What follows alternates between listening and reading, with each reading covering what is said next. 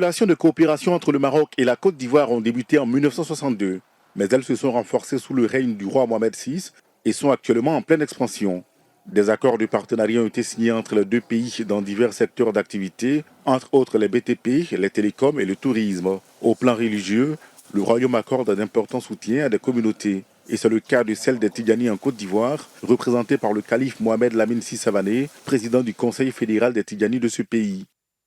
Aujourd'hui, nous pensons de lui faire bénédiction, de l'aider, ce qui est sa pensée pour l'Afrique et le monde entier.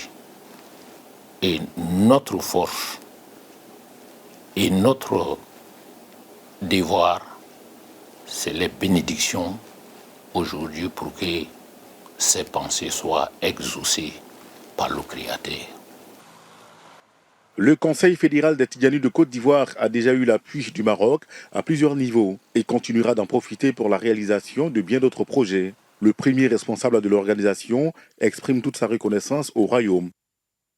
Cette mosquée est construite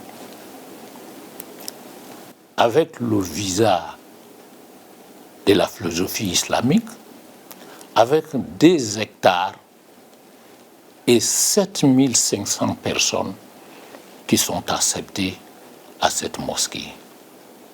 La Côte d'Ivoire se réjouit.